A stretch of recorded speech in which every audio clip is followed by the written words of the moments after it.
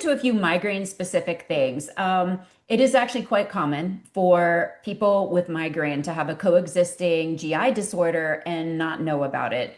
The genome-wide association studies are confirming this, and what that means is that the same links that increase your chance of diseases like inflammatory bowel syndrome also increase your risk of migraines. Now, I've taken care of people with migraines for 30 years, and most of them, not all, but most people have GI symptoms that they do not recognize as abnormal. So if you ask them, how's your gut? They're like, fine.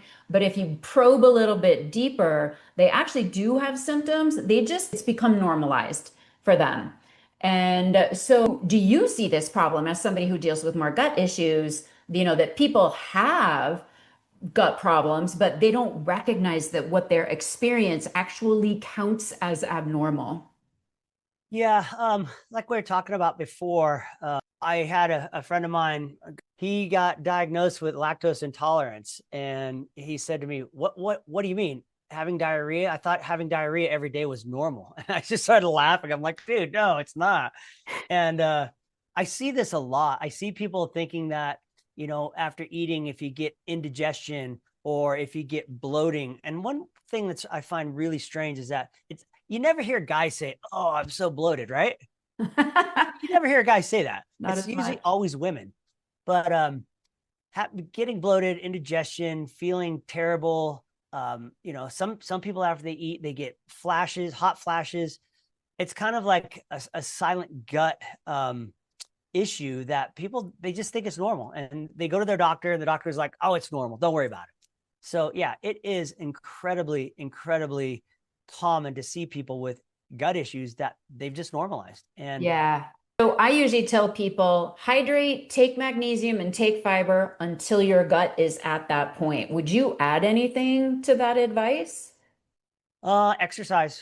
Ah, right, right. Yep. Yoga, exercise. And when I say exercise, like, because I still work in the hospital and I have to deal with a lot of older people. When I say older, I'm talking like, 70s and 80s. And I tell these nice old ladies, like, hey, you got to exercise. I don't mean you need to go run a mile. If you're sitting in there watching Maury Povich, grab 2 soup cans and just do this. Just do some curls with a soup can. That's exercise. Stand up behind a chair. Do some chair squats. You don't have to go all the way to ground, just exercise. But Yeah, exactly.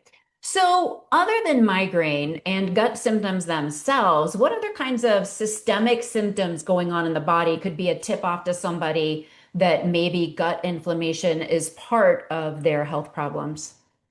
yeah, that's a great question.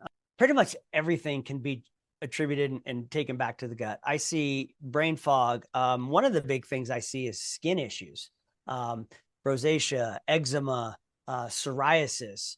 When you have leaky gut, and which is a very bad problem to have, which is one of the reasons why I'm so into gut health, because it's really easy to fix. You have generalized inflammation, and your skin is your biggest organ, and it is going to be one of the ways that it gets toxins out of your body. And so that's why Mhm. people who have leaky gut often have psoriasis and eczema and things like that. Another thing, Interesting. yeah, another thing is fatigue, um, joint pains, anxiety, depression. They're all related to poor gut health.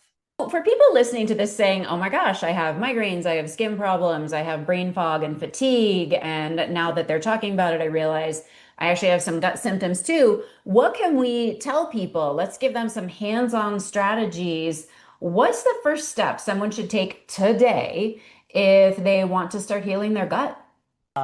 But the number one thing that I recommend to people is gluten free, right? Wheat Okay. free, gluten free, even if you don't have celiac disease.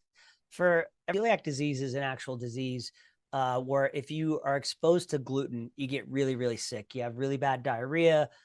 It's a very, very terrible disease to have if you end up eating gluten. You can't have any gluten. But there's also non-celiac disease, and there's wheat intolerance as well. Basically, what I would highly recommend is to go gluten free, which will help you avoid the wheat as well, because all wheat has gluten in it, right? So you should stop eating bread, pasta, crackers, anything with wheat in it. That would be the number one thing. Gluten has two proteins in it, gliadin and glutenin, right? Those are the two proteins that are really can wreak havoc on the gut. But wheat itself has 700 proteins in it, right? So you could be allergic to any one of those 700 proteins. And wheat is not really easy on the human body. So I have a program, I have a couple different programs, but I basically get everybody to go gluten-free, dairy-free, sugar-free, seed oil-free, and artificial sweetener-free. The number one thing you have to do is you have to remove the offending agents, and we'll go from there. Okay. So get rid of anything that could be harming your gut so that you stop the ongoing damage. Okay. And then what about, are there things you should try to eat? For example, we're all told, hey, eat more foods that are, fermented foods. And I think sauerkraut, it's like, it's such a great idea, but then, with the best of intentions, people go to the grocery store, they go to the aisle with the sauerkraut, buy a jar of sauerkraut. Tell me the problem with that. Well, a lot of sauerkraut is got sugar in it, and it's got other chemicals in it and stabilizers. The best sauerkraut you can buy, or you can make it. I make it myself. It's amazing and so easy to make.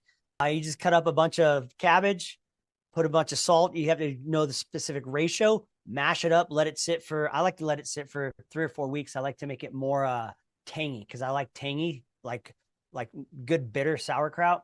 But sauerkraut is really, really good for your guts. Mm-hmm. Fermented foods inoculate your gut, and they bring the good probiotics into your gut. So there's prebiotics, there's probiotics, and there's postbiotics. The Okay. probiotics are the bacteria. The prebiotics are what the bacteria feed on.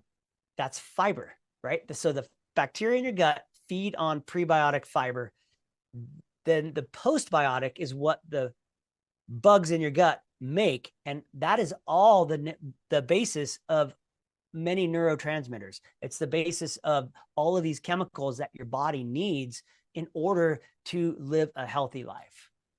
What do you think is an easy way for people to get around the dairy substitute, the yogurt substitute to get those, probiotics from food sources? I have to say this, that the food system isn't our friend, right? The big food is not our friends. But your question was, how can we avoid the dairy and get more prebiotics and probiotics?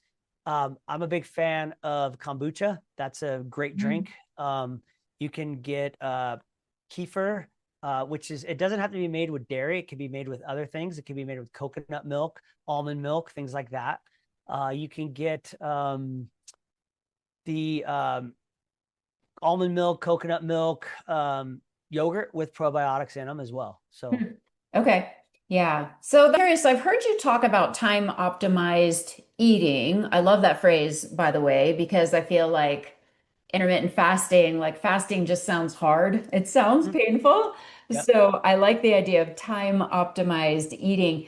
And I'm curious if that actually helps the gut. It for sure, the reason I'm asking is it for sure helps the brain. It, helps your brain have time to heal, helps you rebuild mitochondria, does a lot of good things for brain health. I'm curious, is it good for gut health in the same way?